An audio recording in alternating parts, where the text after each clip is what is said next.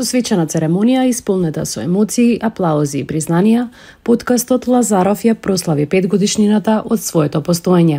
Манифестацијата Лазаров Awards привлече бројни јавни личности, пријатели и соработници на подкастот, кои беа дел од ова уникатно медиумско патување. Една од почесните гостинки на вечерта беше и Снеже Велков, позната македонска водителка и авторка на емисијата Нешто конкретно. Платформа која успешно отвара важни општествени теми и инспирира искрени разговори. Низиното присуство на Лазаров Awards не е случајно. Таа и Стефан имаат воспоставено блиска медиумска соработка. Лазаров беше гостин во незината емисија, каде двајцата водеа длабок и отворен разговор за личниот пат, мотивацијата и влијанието на новите медиуми. Тоа гостување остави силен впечаток кај гледачите, а воедно постави основа за нивно професионално и пријателско зближување.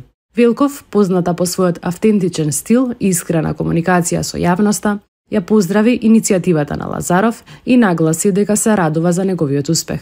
Како си, дали Лазаров ги надмина очекувањата или веќе очекуваше дека ваков спектакл ќе доживееш вечерва? Па Лазаров секогаш ни овозможува нешто кое што не сме го очекувале, така да многу ми е драго што еве тука сум присутна на оваа вечер и многу ми е драго што го следам неговиот развој од самиот почеток.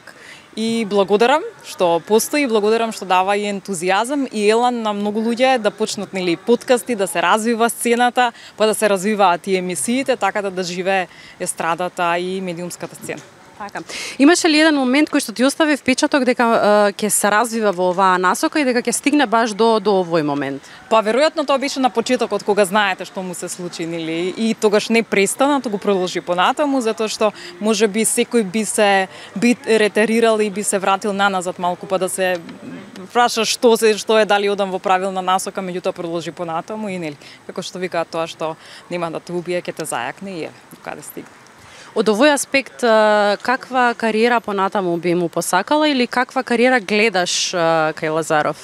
Она што јас би му посакала е да не ја изгуби желбата, односно да продолжи да го сака тоа што го работи и љубовта кон тоа што го работи, затоа што се додека го сака тоа кое што го работи, сигурно дека ќе се развива и ќе оди понатаму. Во момент кога ова ќе му стане некаква си рутина или кога ќе му стане навика или многу лесно да го прави, мислам дека тогаш нема да може да напредува, така да ќе му посакам уште многу долги години да го сака тоа што го работи. Со Сергеј познати се по уроците. Мислиш ли дека има вечерва некој урок на него? Гаки наопаку има, тоа знам за Сергеј, а Лазаров мајцата му е наопаку. Така да 100% немаат уроци, да знаете. Така. Функционира тоа? Функционира и мене гаките ми се наопаку, што мислите ви? Снеже, го носиш телефонот со тебе да не покажеш која ти е последна слика во галерија? Ајде, дај ми го телефонот. Го носам телефонот со себе. Последната слика во галерија. Веднаш, сега нормално. Глеј. Сигурно е нешто. Гледате што е во галерија. Лайф. Баш буквално. Up to Па date. гледате, па нормално, да, тоа е тоа. И да, сликичките се од настанов, видов многу драги луѓе. Си направив муабет, си викнав некои на гости, побарав да ми дадат ветување дека ќе дојдат и така. Има ли некоја најчудна работа што си ја слушнала за себе, некој чаршиски муабет да речеме? Леле, што сум слушнала?